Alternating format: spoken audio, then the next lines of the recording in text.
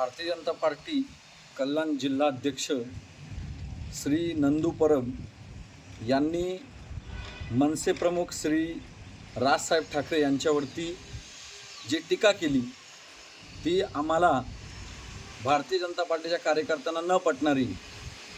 कारण आजपर्यंत मराठी माणसांवर ज्या वेळेस अन्याय झाला त्यावेळेस ठाकरे परिवारातील म्हणजे अगदी हिंदुहृदय सम्राट बाळासाहेब ठाकरेंपासून तर राज ठाकरेपर्यंत या सर्वांनी अत्यंत कठोर भूमिका घेतलेली आहे आणि मराठी माणसाला न्याय मिळवून देण्यासाठी महाराष्ट्र नवनिर्माण सेनेचे कार्यकर्ते, तळागाळातील सर्व कार्यकर्ते मराठी माणसाच्या पाठीमागे वेळोवेळी उभी राहिलेली आहेत आणि मराठी माणसाच्या हक्कासाठी निर्माण झालेली चळवळ म्हणजे शिवसेना आणि यानंतर राजसाहेब ठाकरे यांनी चालू केलेला पक्ष।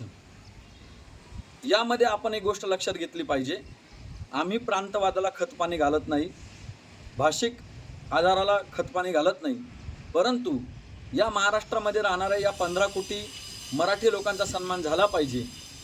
आता मला असं वाटतं यावेळेस निवडणुका नाही, काहीच नाही, तरी ब्रिजभूषण यांचं नाव घेऊन त्यांनी राज ठाकरे यांच्यावर टीका केली ती आमच्या सर्वसामान्य मराठी माणसाला, आम्ही जरी भारतीय जनता पार्टीचे कार्यकर्ते असलो तरी सर्वप्रथम आम्ही मराठी आहोत आणि आम्हाला मराठी असल्याचा अभिमान आहे। आम्ही कोणत्याही इतर भाषिकांचा अपमान करू इच्छित नाही, त्यांचा योग्य तो सन्मानच आहे, परंतु आमच्या मराठी माणसांनी काय सर्व परप्रांतीयांचा सन्मान करण्याचा ठेका घेतला आहे का? त्यांनी आमचा अपमान करावा आणि आम्ही त्यांचा सन्मान करावा, ही कोणती परिभाषा?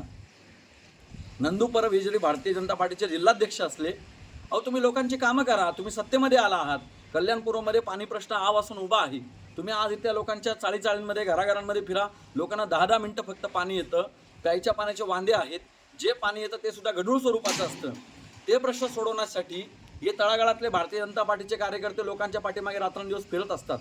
त्यावेळेस तुम्हाला फोन केल्यानंतर मात्र तुम्ही फोन उचलत नाही।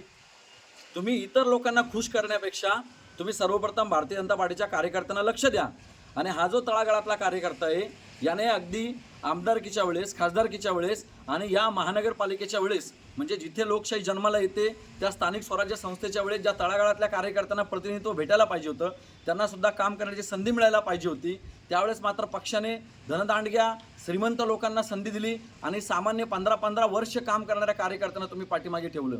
हरकत नाही, तरी आम्ही समाधानी राहिलो, चला आमच्यामधले का असताना कोणीतरी आज नगरसेवक पदावर विराजमान झाले। इथल्या सर्व भारतीय जनता पार्टीच्या कार्यकर्त्यांनी स्वतःचा अपमान गिळला आणि राष्ट्र प्रथम नंतर पक्षाने शेवटी स्वतः ही आयडियोलॉजी लक्षात ठेवून या कार्यकर्त्यांनी पक्षासाठी बलिदान दिले।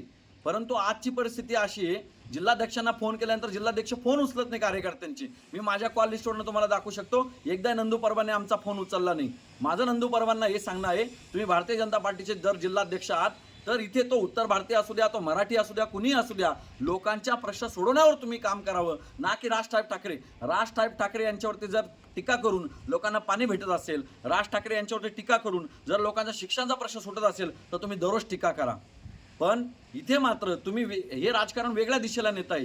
या सर्व गोष्टीला आमच्या तळागाळातल्या भारतीय जनता पार्टीच्या कार्यकर्त्यांचं अजिबात समर्थन नाही। साहेब ठाकरे यांनी वेळोवेळी मराठी माणसाचा मुद्दा लावून धरलेला आहे, मग अगदी रेल्वेमध्ये भरती असेल त्याचाही मुद्दा लावून धरलेला आहे आणि मला नंदू परब साहेबांना हे सांगायचं आहे, अगदी 4 दिवसांपूर्वी मी त्यांना फोन केला होता की माझी जी साली आहे म्हणजे तिचा मुलगा, त्याला मला वाटतं काहीतरी करन्सी प्लेट्सची एम्प्लॉयमेंटची भरती होती आणि त्या भरतीचं जे सेंटर आलं होतं ते हैदराबादला आलं होतं आणि अगदी 4 दिवस पूर्वी त्या मुलाला हॉल तिकीट देण्यात आलं। आता मला सांगा, महाराष्ट्रातला तो मुलगा मुंबईमधून हैदराबादला त्याला रिझर्वेशन मिळतं का ऐन मोमेंटला? आणि तो एवढ्या लांब एवढ्या गर्दीमध्ये कसा बसून जाईल तो विद्यार्थी? त्याला तिथे हॉटेल मिळणं म्हणजे विद्यार्थ्यांच्या एका बाजूला हाल होत आहेत, परंतु जिल्हाध्यक्ष महोदय राजकारण करण्यापेक्षा तुम्ही पहिली या सर्व समस्यांवर लक्ष द्या, तळागाळातल्या कार्यकर्त्यांना न्याय द्यायचा प्रयत्न करा। आज या चिंचपाड्यातून भारतीय जनता पार्टीचा चंद्रशेखर म्हात्रे हा निष्ठावान कार्यकर्ता निघून गेलेला आहे। का बरं? कारण त्याने 15 वर्ष काम केलं तरी पक्ष त्याचं स्वप्न पूर्ण करू शकला नाही। जर पक्षाची स्वप्न कार्यकर्त्यांनी पूर्ण करायची आहेत तर कार्यकर्त्यांची स्वप्न सुद्धा पक्षाने पूर्ण केली पाहिजेत आणि तो चंद्रशेखर म्हात्रे निघून गेल्यानंतर आमच्यासारखे जे काही 2-4 निष्ठावान कार्यकर्ते उरलेले आहेत, तुम्ही त्या लोकांकडे बघणं महत्त्वाचं आहे। म्हणून मी पुन्हा एकदा सांगतो, भारतीय जनता पार्टीचे जिल्हाध्यक्ष नंदू परब यांनी राजकारण करण्यापेक्षा हे जे सामान्य कार्यकर्ते आहेत ना, यांच्या समस्या सोडवण्यावर, लोकांच्या प्रश्नांवर लक्ष दिलं पाहिजे। आज तुम्ही बघितलं तर नेवाळी नाक्यापासून तर चक्की नाक्यापर्यंत रस्त्याची दुरावस्था झालेली आहे. यासाठी तुम्ही आवाज उठवा, तुम्ही आंदोलनं करा, तुमची सत्ता आहे आणि तुम्ही लोकांना सुविधा द्या. आम्ही आता या तुमच्या राजकारणाला वैतागलेलो आहोत. आता आमचं एकच म्हणणं आहे की तुम्ही फक्त लोकांच्या समस्या सोडवण्यावर लक्ष द्या.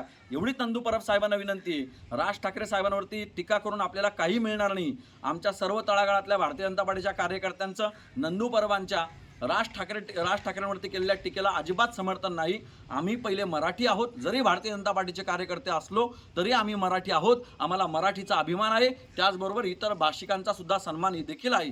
परंतु नंदू परबांनी ब्रिजभूषण यांच्यावरती टीका करून त्या उत्तर भारतीय लोकांना खुश करण्याच्या नादात या 15 कोटी मराठी माणसांना नाराज करता कामा नये. एवढं लक्षात घ्या. कोणताही प्रांतवाद करू नका, भाषावाद करू नका. त्याला तळागाळातले कार्यकर्ते थारा देत नाही. तळागाळातल्या कार्यकर्त्यांना फक्त आणि फक्त लोकांच्या समस्या सोडवण्याशीच जास्त प्रायोरिटी आहे. म्हणून माझी विनंती आहे सर्व राजकीय लोकांना की लोकांच्या समस्यांवर लक्ष द्या. नंदू परबांच्या वक्तव्याचं आम्ही भारतीय जनता पार्टीचे तळागाळातले कार्यकर्ते यत्किंचितही समर्थन करत नाही. धन्यवाद. जय महाराष्ट्र.